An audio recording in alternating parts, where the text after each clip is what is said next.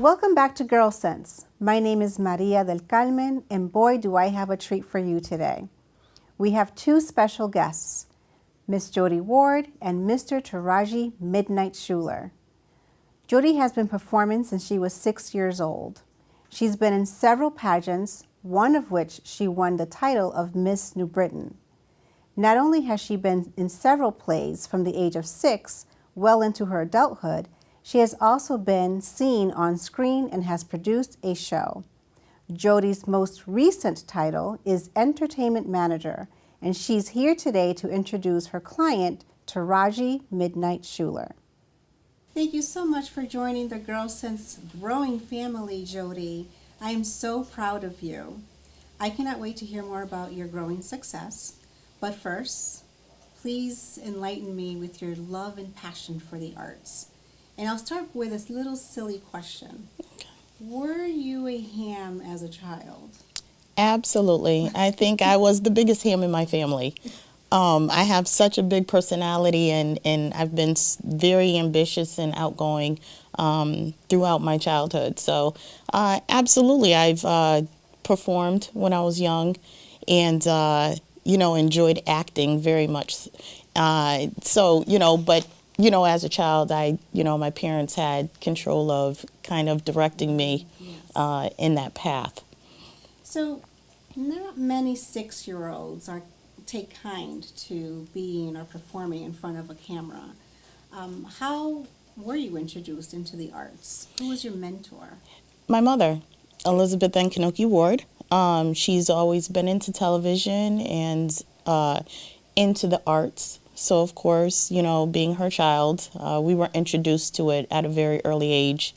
And she had placed me into a pageant to, of course, learn etiquette and also to build self-esteem and confidence and poise. So that was the direction that she was leaning towards when I first started pageantry. So pursuing a career in any form of arts is very stimulating. It's a very stimulating concept for anyone that has that interest. Many who are aspiring performing artists see themselves on Rodeo Drive way before even stepping their first foot on a stage. I would dare to say that they exude a passion for the arts 24/7. Yes.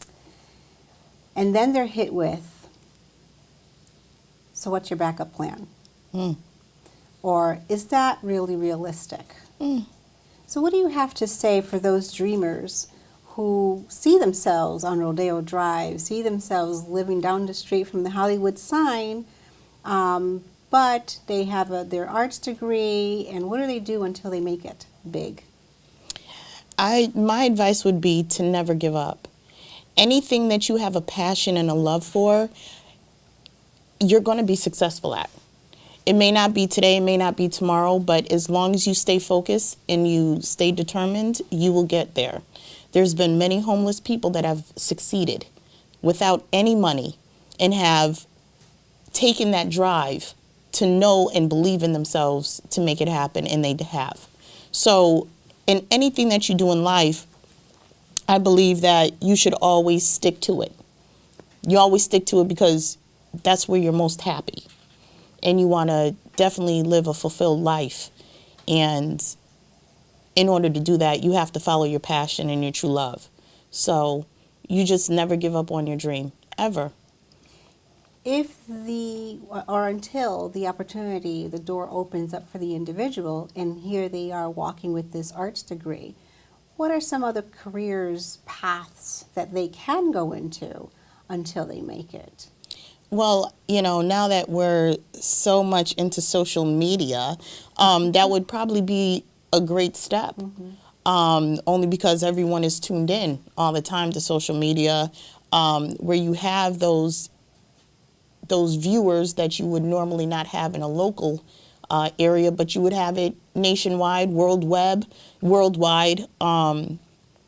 So I'd probably start with whatever their career is, put it on social media, put it out there, advertise it, and then, receive, have people come to you rather than you go to them. Correct.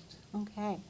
And as a child, getting a little bit back to you, what was the genre that most captivated you within the arts? Was it acting? Was it music? Acting. Was it acting? Absolutely acting. Okay. I was able to step outside of myself and become someone else, and also learn different behaviors, different personalities. It just really excited me to be able to step out of my comfort zone and to tune into somebody else's character. So I absolutely love acting. Wonderful. Well, this is going to be a great segue for you to introduce your client as an entertainment manager, Mr. Tarishi Shuler, or Midnight Shuler, who has had that experience in the big world. So take it away. Like, how did you meet, or how did you hear about Tarishi? It's so funny because my girlfriend had called me up one evening, and she said, "Jodi, let's go to a poetry slam." And I said, no, I'm not interested in going to poetry. I said, it's the same as, I just wasn't really into poetry. So she said, "Oh my God, Jodi, if you go with me, I'm telling you, you're going to absolutely love it." So I said, okay, well, you know what? Let me just go. I have nothing else to do, so let me go see this poetry. So I had gone out that night with her, and the vibes were it was just a really nice atmosphere. So I sat there and I listened to, some of the poets, and, I was like, okay, some of them have rhythm, some of them, had really deep, profound messages, so I was like, okay, I'm really enjoying this. They had music in the background, little intermissions before the next person comes on. So I said, okay, I'm loving this. And then Tarishi, they announced Tarishi, and there was this big, everybody's going crazy over him. I was like, okay, let's see what this dude's about. So he stepped up, and when I tell you, the first sentence, immediately I got goosebumps. His messages, his way of style was so moving that he just took me over. So I had to meet him that night. Okay. And did you automatically say, "I want to manage you"? Or how did the relationship start? It didn't start that way. No. First, I had my daughter. So she's born in the month of February, which is Black History Month, Yes. and also Valentine's Day. So I thought it would be perfect for him to perform at her party, and perform for love and also for the history of Black history. So I had asked him that night. I said, "I need your number." Yes. And he was like, "Sure," just very welcoming. And he was like, "Sure, you can get my number." I said, "I need you to perform at my daughter's first birthday." I said, "I need you," like, without a doubt. So he was kind enough to give me his number. I called him immediately and I said, "Listen, this is her birthday. This is the date. I need you to come." Yeah. So I had a house party, and he had performed at my house party. Okay. And when I tell you he moved the room, he moved the room. Okay. So that's how our relationship started. That is great. And please tell us, what do we need to know about Tarishi? Oh my goodness, he has so many accolades. He is such a phenomenal performer that he definitely needs to be known and seen. There's a couple of there's accomplishments that I don't want to leave out that I would probably refer to. Sure. But he is a native of New Haven, Connecticut. Okay. He currently resides in Brooklyn, New York. Very nice. He has been on Russell Simmons' YouTube channel, for the all deaf poetry.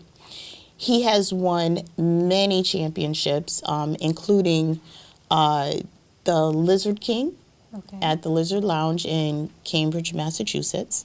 He also won McDonald's-McCafe Poetry Slam. He also won, which I must refer to. Yes. He also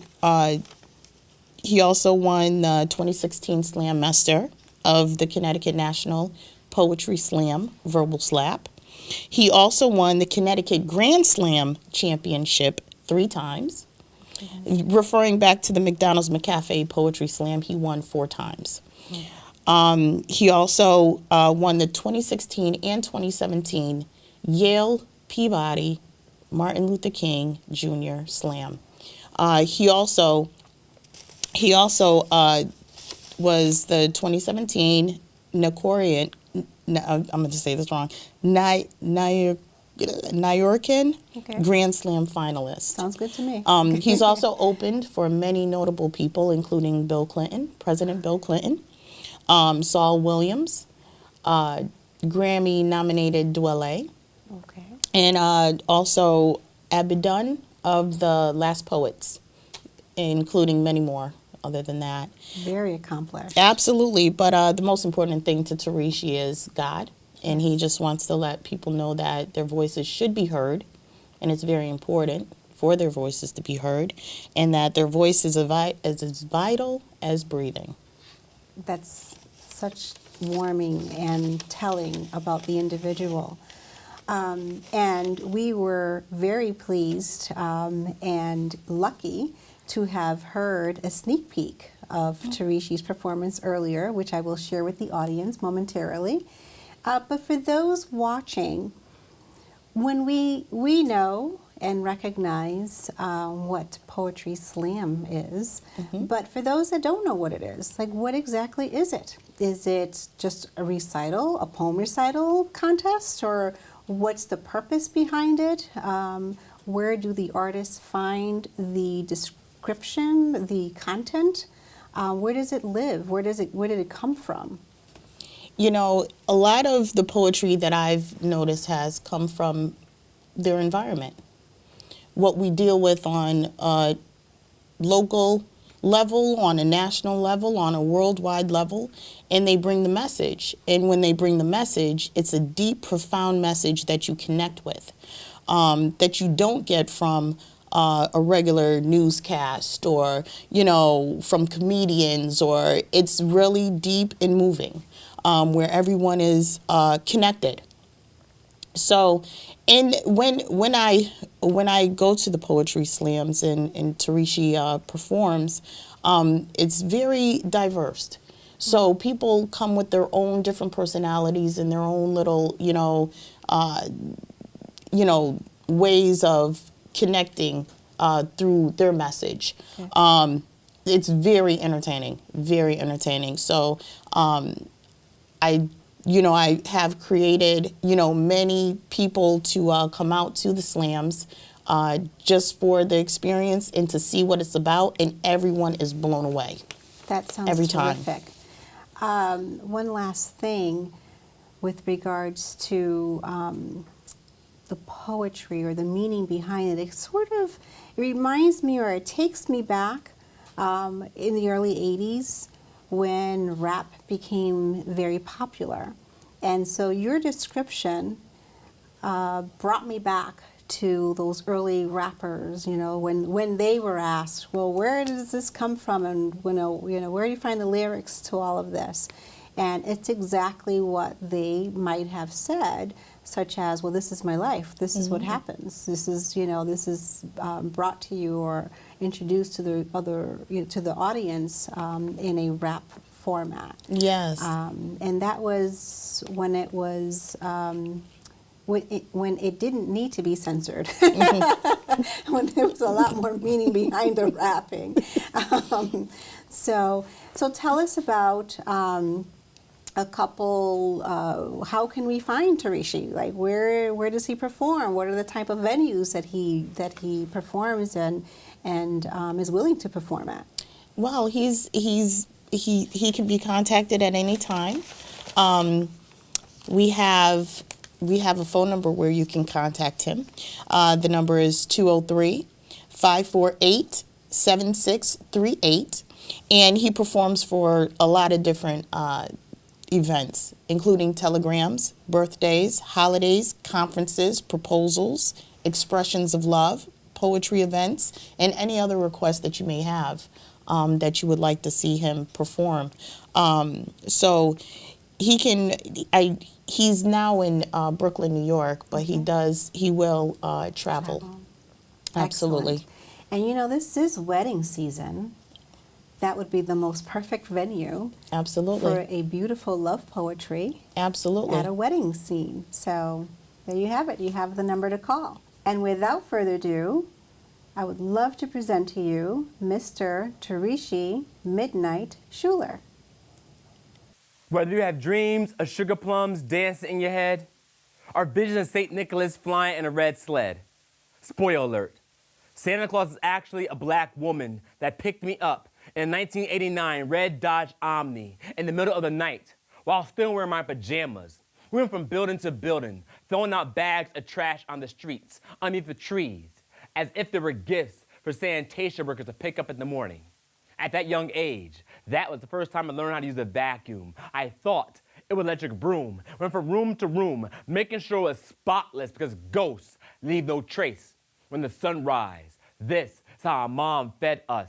When the father was absent, the only time he was present, and woke up nights to a civil war in the living room, and I became the Mason-Dixon line. My father spoke with a Confederate tongue. To him, children, nothing more than seeds buried in the fields of different women, blooming like cotton. Just so you can say, look at my plantation. My mom was trying to free us from domestic slavery, one office building at a time. My mom and women like her only spoke 3 languages: God, emancipation, and no child left behind, even if it's a mischievous kids. We're all products of our environment. What can I say? My surroundings shaped me to a feminist, a mama's boy, a man that understands there's a little bit of woman inside all of us. See, my mom has this problem. Attribute. She never bites her tongue. She never sugarcoats a conversation. You know how diabetes runs in the black family. Where you thinking my poetry from? I spit every sentence with the intent to upset the male patriarchy. I laugh at the irony of men that say they want independent women but are intimidated by a strong one. Last time I checked, weak women raised soccer rule the warriors. Last time I checked, weak women raised men for nothing but God. My mom, women like her. Reason why I'm fearless. I'm an adrenaline junkie. This little boy inside of me likes playing with fire, so I can burn every single Confederate flag waving inside the mouths of men that force women to pretend they're taking their children on a field trip in the middle of the night. They know love conquers all except eviction notices. My mom, women like her, reason I have such a vivid imagination, I treat and see every single day as it's Mother's Day, our Women's Day. She gave me a gift I can never give back. Women are living example of it's better to give than receive. They're always given, even when they know they don't receive anything back. I believe God celebrates Mother's Day because he knows only between the thighs of a goddess can a Messiah be born. Thank you for tuning in. Without you, our program would not be possible. I'm Maria del Carmen, your host. Please join us again for more GyrlSense.